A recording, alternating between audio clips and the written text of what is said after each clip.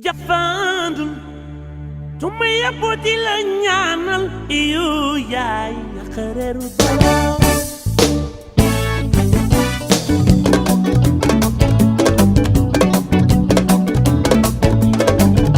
piki piki no bin yaay ramatu de kina wando don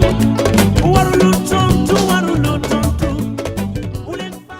Internautes sans limite TV, heureux de vous retrouver dans votre émission 15 minutes sans limite. Alors comme promis nee nañ à chaque fois rek dañuy sol suñu daal dem seeti ndaanaan yi nga xamante ni li ñuy yëngu dañ leen ciy ràññee lool tey nag ma indi leen invité de marque boo xamante ni moom ñu bàyyoo ko fa li nga xamante ni moom moo di ca bitim réew mais sénégalaise la comme tout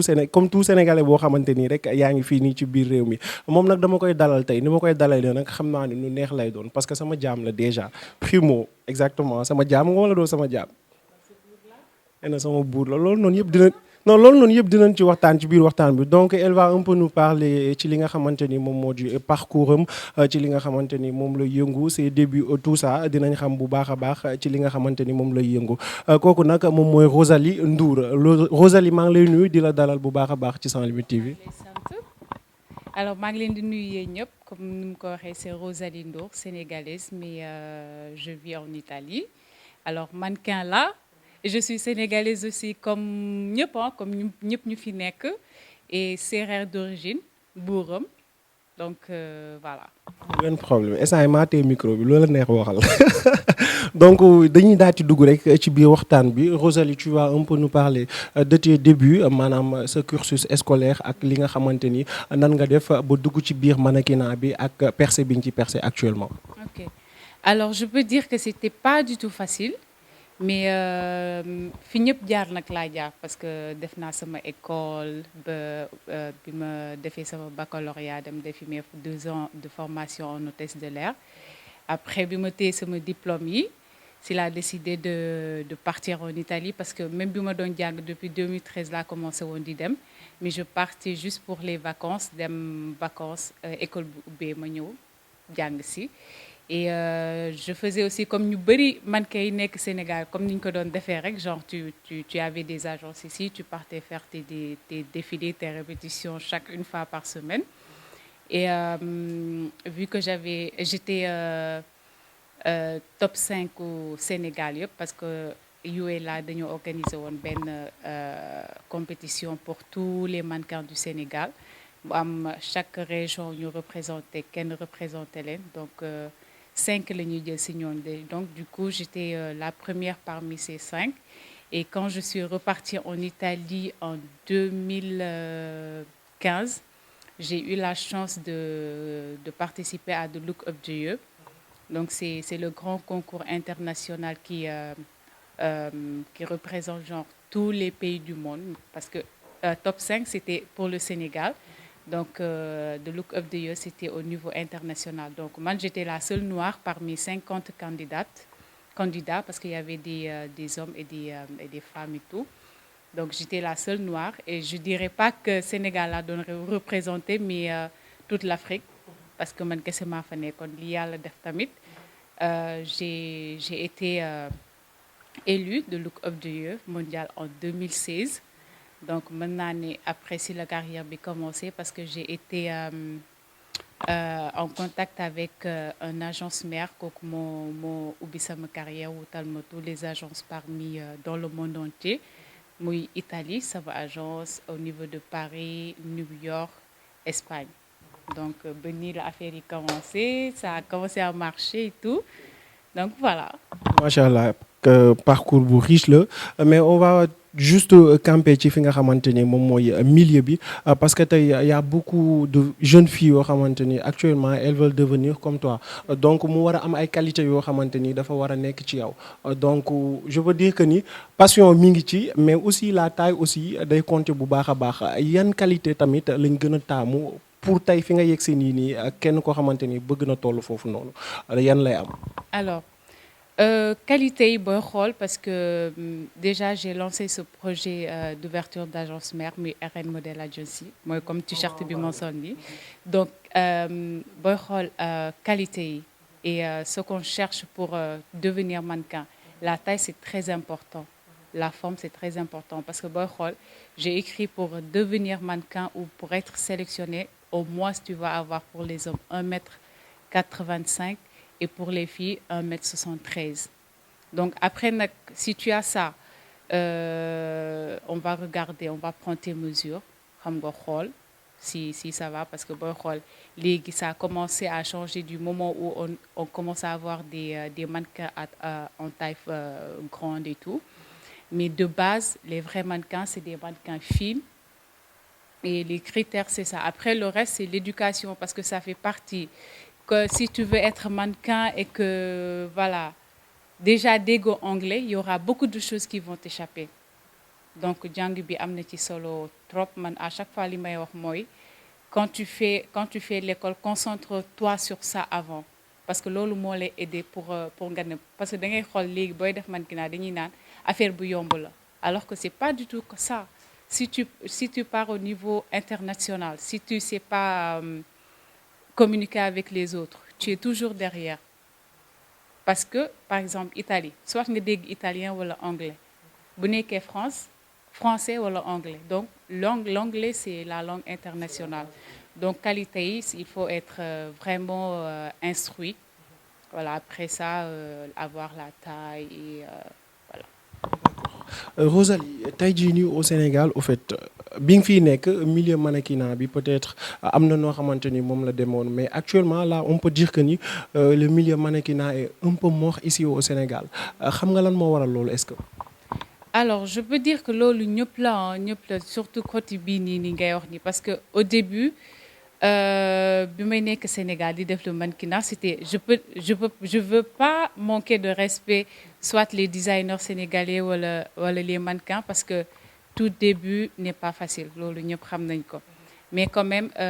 nit ñi déjà ñooy saltel, si je peux me permettre pour utiliser ce mot, ñooy saltel milieu bi. Parce que déjà da ngeen ne mannequin rek gars yi teg la foo xam ne yeggoo fa, parce que li ñuy wax mannequin yi, voilà, bu nekkee góor ñi, voilà, c'est des gays, bu nekkee jigéen ñi, voilà, dañuy taxawaal wala dañ ciy dugg juste pour ay tubaab ou le truc du genre. Parce qu'il y a des gens qui entrent juste pour ça, alors qu'il y a des gens qui entrent parce que c'est leur passion, parce qu'ils veulent y avancer. Donc affaire bi métti na trop fii, et aussi je pense que l'État peut aider les gens, parce que déjà tey jii Sénégal am na ay new face yu baax yoo xam ne tey jii bu ñu demoon mën nañ liggéey, mais tey boo demee déposer leen visa te mayuñu ko. Si l'État reconnaît vraiment le milieu du mannequinat au Sénégal, ça va vraiment passer. Ba pare nag aussi designers yi mettre en valeur les mannequins, mettre en valeur leur tenue, tu vois, parce que déjà da ngay gis ay mannequins yoo xam ne da nga leen gis ñi xeesal ñi def lu leen neex seen yaram, ñu ne ay mannequins la. Parce que si tu es vraiment mannequin, tu dois être naturel, soit tu es noir, soit tu es clair naturellement. Donc moi j'insiste surtout sur ça. Boo xoolee sama bopp bi nii, je pouvais mettre cheveux parce que am naa ko, mais quand tu es naturel, tu es toi-même, tu vois. Donc c'est très important. Dans le milieu des séries sénégalaises dañuy faral di gis yenn ci actrices yu boo leen laajte est-ce qu'elles acceptent de jouer certains rôles yi nga xamante ni maanaam prostitution lay doon wala naan wala tux wala genre yooyu noonu. Yéen seen milieu am na loo xamante ni aussi am na ñu ko ciy bañ, mooy maanaam si je me permets bien de vous poser la question, au fait est-ce que tey jii nii di nga accepter défiler nu wala moitié nu wala je sais pas quoi d'autre. Alors moi j'ai jamais défilé nu et je vais jamais défiler nu. Gis nga boo amee sa contrat ak sa agence, par exemple man juste je fais juste l'agence mère, ça on va en parler après.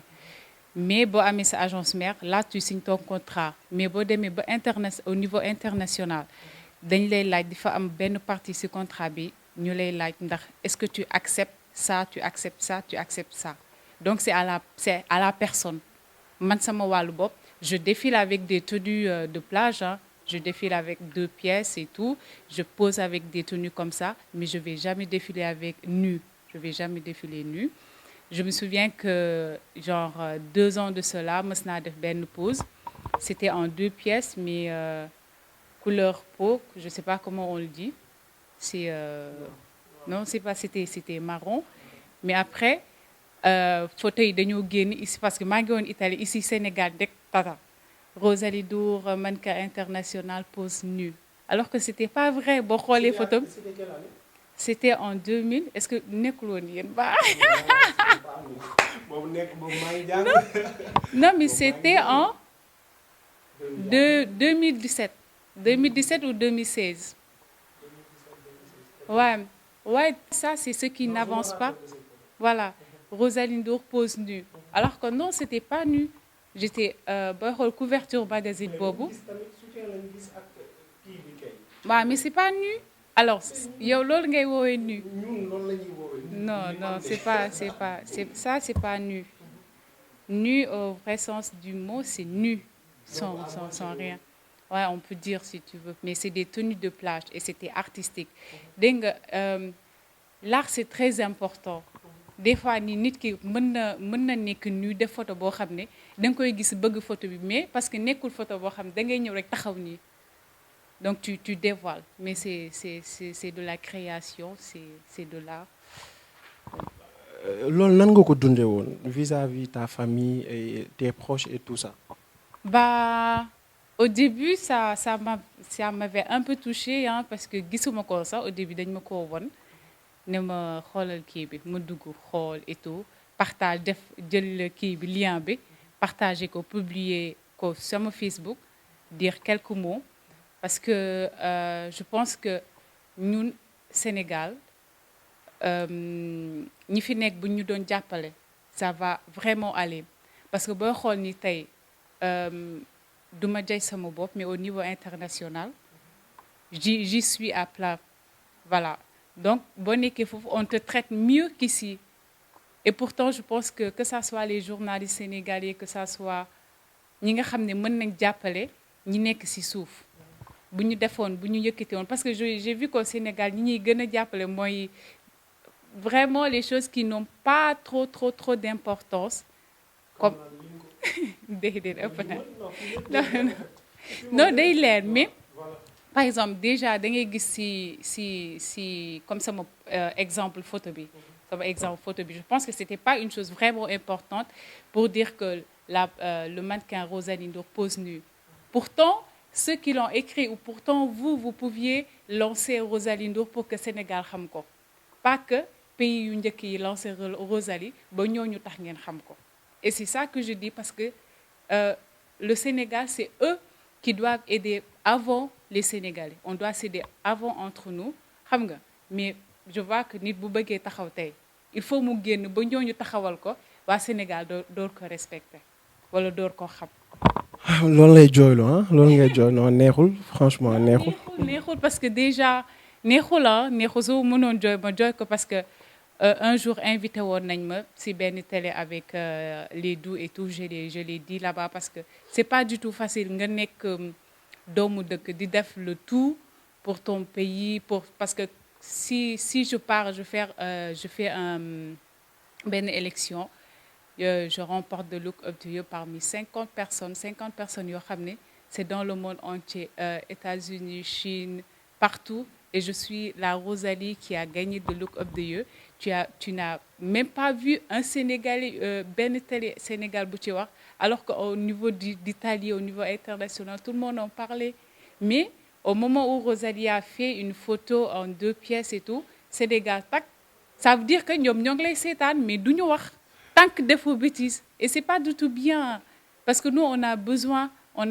de nous-mêmes on a besoin des Sénégalais on a besoin que voilà on fait avancer parce que tey jii su ma gagné loolu à chaque fois saa ñu bindee journal au niveau international dañuy bind Rosalie la sénégalaise donc déjà côté boobu on vend le tourisme on vend la direction du Sénégal et tout donc il faut aussi que ngeen jàpp ci yéen ñëpp. non xasaar ñu rek waxal buzz moo ñu sonal au fait. c'est ça bah c'est ça. d'accord amul benn problème au fait ñi ngi la fekk fii nii Saly nga nekk ci benn programme je peux dire benn projet boo xamante ni t-shirt bi déjà moom nga sol sax mu nekk ARN modèle agence je pense bien si je me trompe pas waaw boo ñu mënee expliquer un peu rek dafa mel ni da nga monter agence mannequinat wala. alors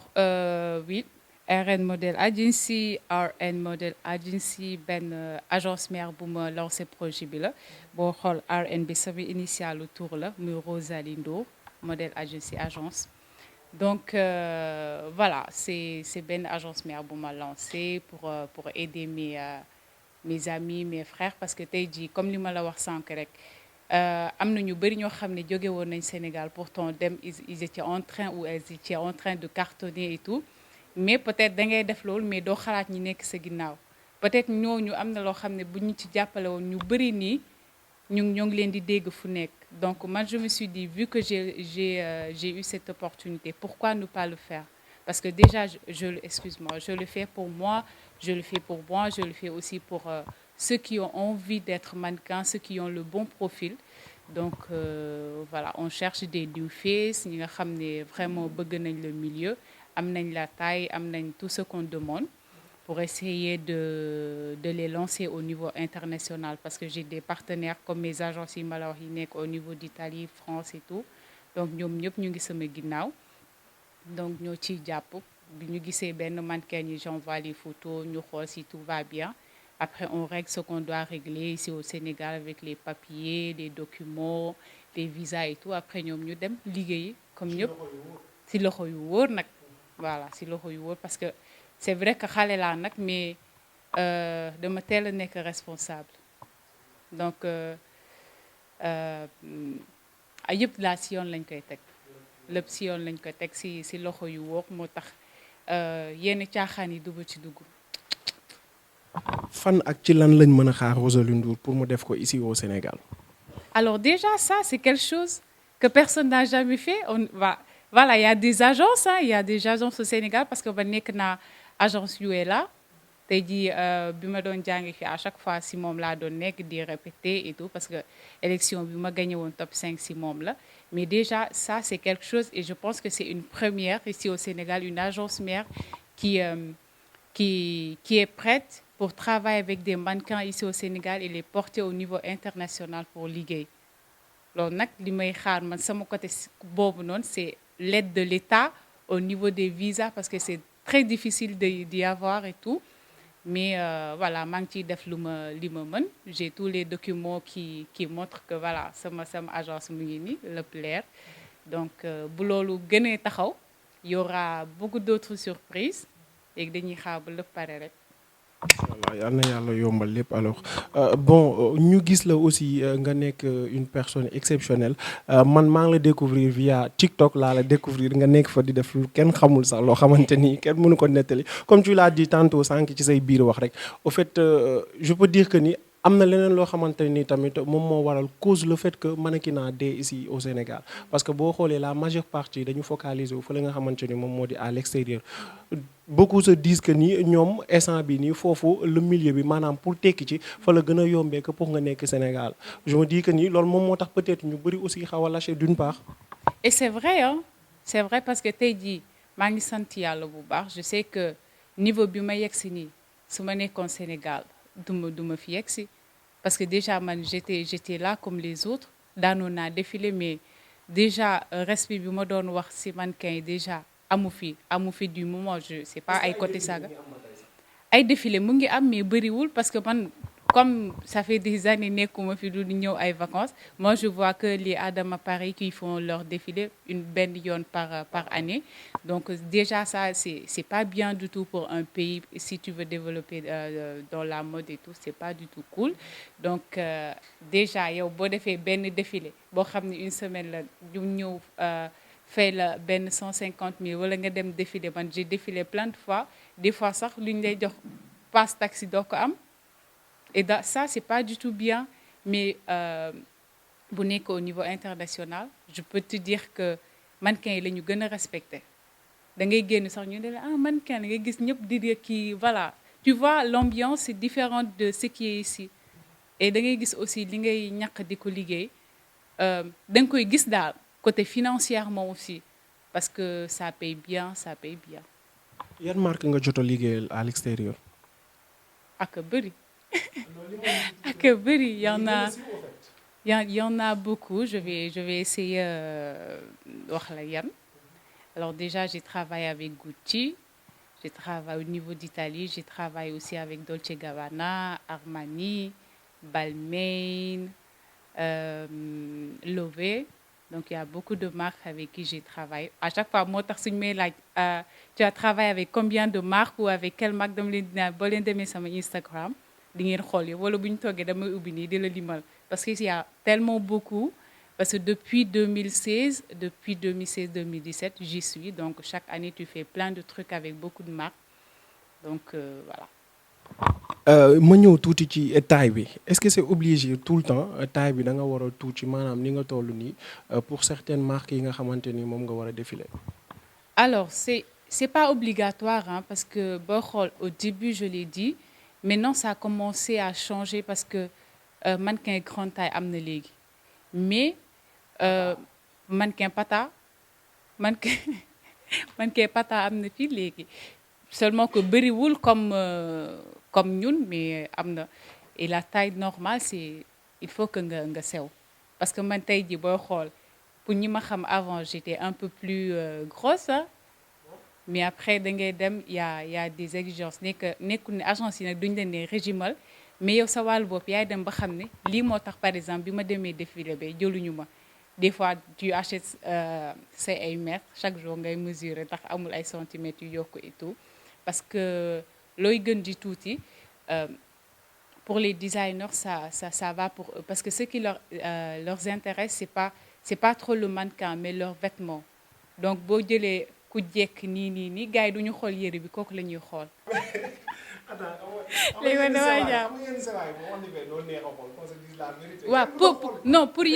Pour vous les Sénégalais et c'est ce qui fait la différence ici au Sénégal et chez nous xam nga Sénégal booy xool mannequin yi fii tant que tegoo cheveux naturels bu gudd wala xeesaloo wala voilà amoo forme. On ne dit pas mannequin parce que déjà da ngay gis les magazines yi may gis des fois pour les tenues ay actrices yi la ñuy jël sax les acteurs les actrices waaw def ay tatouages sol voilà donc mais si c'est au niveau international pas du tout déjà man quand je partais en Italie j'avais les cheveux longs j'ai décidé de les couper parce qu'après tu vois que tu travailles beaucoup plus comme ça parce que c'est beaucoup plus naturel boo gënee sew ça si tu veux manger beaucoup plus que ce que tu manges au niveau de l'argent. kon ñun li ñuy def fii du mannequinat entraînement la. Ah pour man faut pas que j'abuse xam nga danga may dugal. mais dugal wala dama lay laaj en fait. man xam nga fii laa nekkoon xam naa li fi nekk et. waaw da ngay entraîner et c'est très bien parce que fii ngay jëlee la base. Pour dem xam nga man jógewuma fii rek dem mais j'ai été avec des agences depuis des années di jàng dox et tout peut-être su ma jàngul woon dox yooyu su ma demee ñu ne ma doxal may kii nii avec les agences et tout parce que déjà boo demee ñu lay présenter agence la première des choses boo présenté woo dañ lay jox talon ne la doxal booy dem pour def casting pour am agence foofu dañ lay doxloo imagine toi ngay dox di def ni donc ça passe pas mais ça ici c'est la base parce que booy xool li ñuy def fii fële duñ ko def parce que fii boo amee agence chaque semaine da ngay dem di def ay répétitions c'est comme des écoles quoi c'est pas des agences je peux dire que c'est des écoles de mannequinat parce que dañ lay jàngal dox affaire yooyu noonu donc je pense que c'est la base et c'est très important.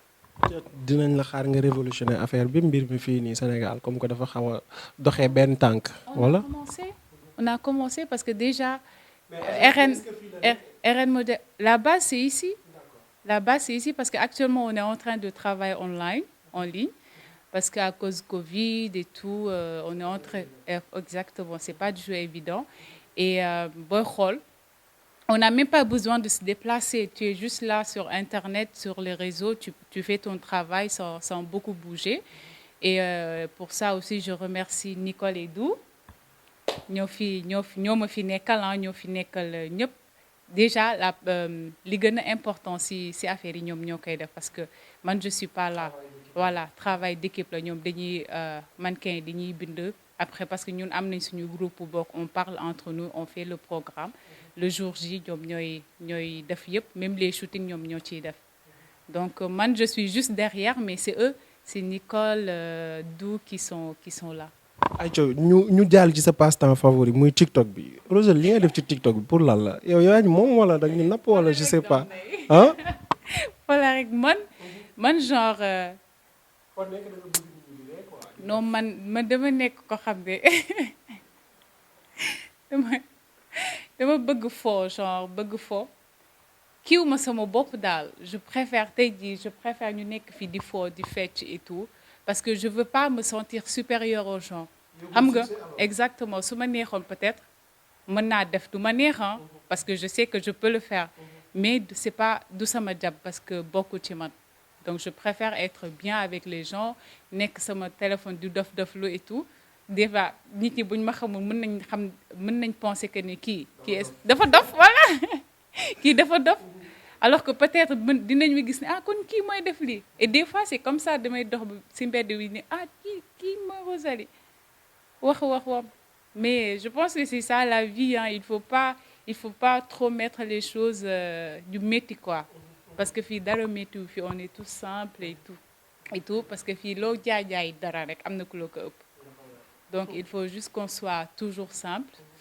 waaw am na sa benn grand papi xam nga lan la koy wax bul simple sénégalais bëggul ko simple moo tax il faut xoolal man daal bëgguma lu simple daal bay wa Nicole yaa ngi may fii la d'accord alors l'émission tire à sa fin li duuf yëpp xajul si cin mi dañ lay daal ci bàyyi rek nga tàggoog internet yi nga xam ñi ngi la doon seetaan. sans limite la tudd nu mu tudd RN Modèle Agency alors merci beaucoup je suis vraiment contente parce que c'est pas du tout évident gis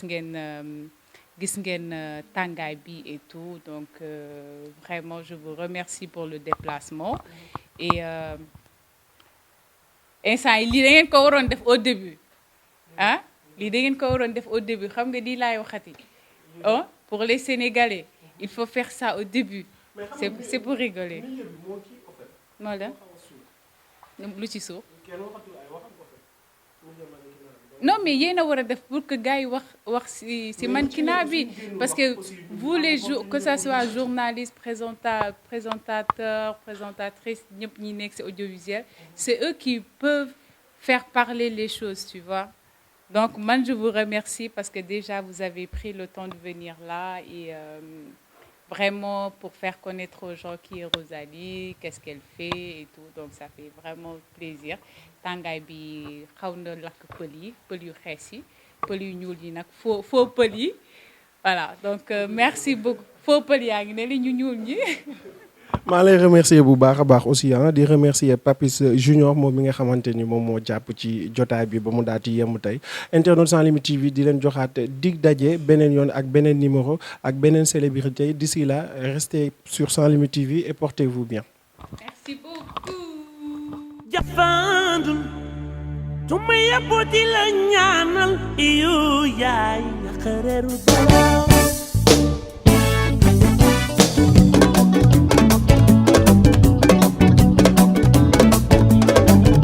Piki no ben yaay